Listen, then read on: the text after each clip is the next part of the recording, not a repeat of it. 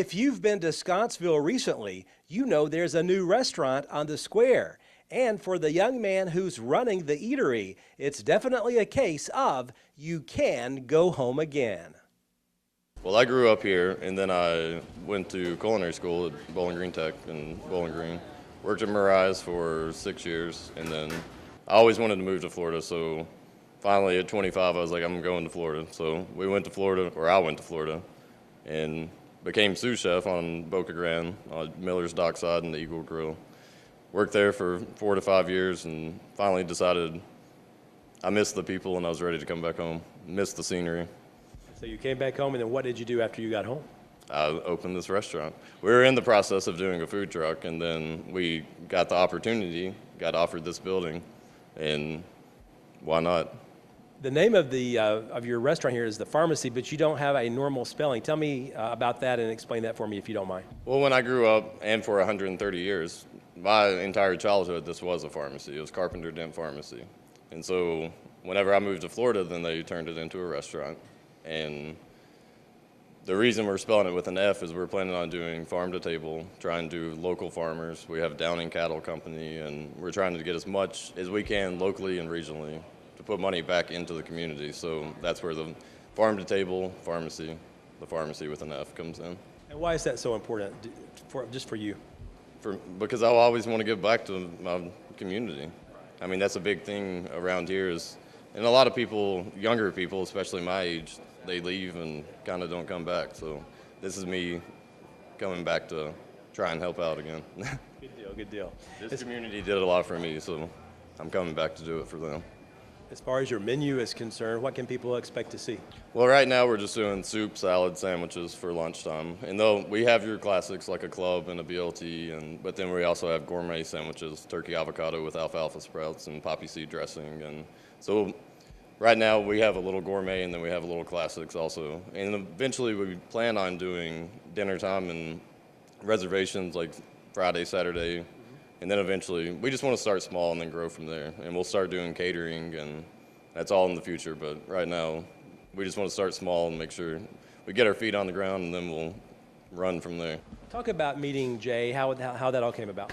Well, he was my boss, and he was actually really intimidating at first, but kind of opened up to each other, and he told me he wanted to start a food truck, and I was all about it. So we moved up here, and then we got offered this place, and it's been good ever since. You talked about living in Florida most of your life, actually, and now you're in Kentucky. How has the transition gone for you so far?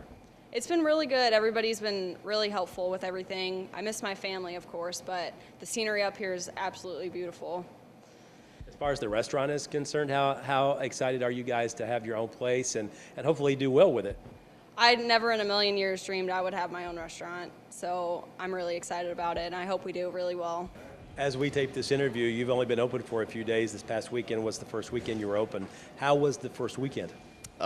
Saturday was hectic, but everything was great. Everybody was happy. Everybody loved it. We had about 70 people come out, and then yesterday we had about 45 to 50 people show up, and it was much smoother. Your first day is always going to be a little rough and hectic, but everybody loved it, and we got nothing but good compliments on everything. And how encouraging is that for you? It was a relief knowing that everybody was happy, and now we've kind of worked out the kinks, and we're much more ready to go. What would you say would be the future for you all here as a restaurant? I mean, you talked about maybe expanding into a dinner time type of a service at some point, but what are your goals here?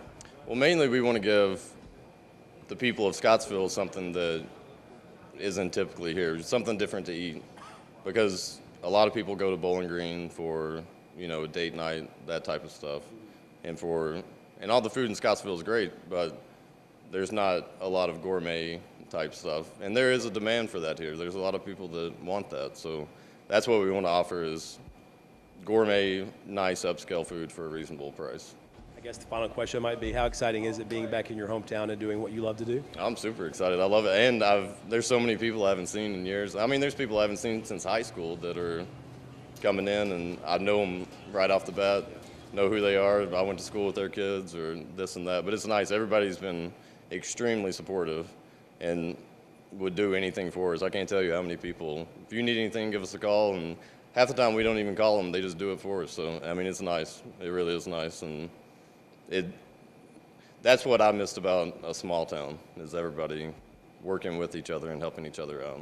The pharmacy is located on the Scottsville Square. The hours of operation are Tuesday through Sunday from 11 a.m. until 3 p.m.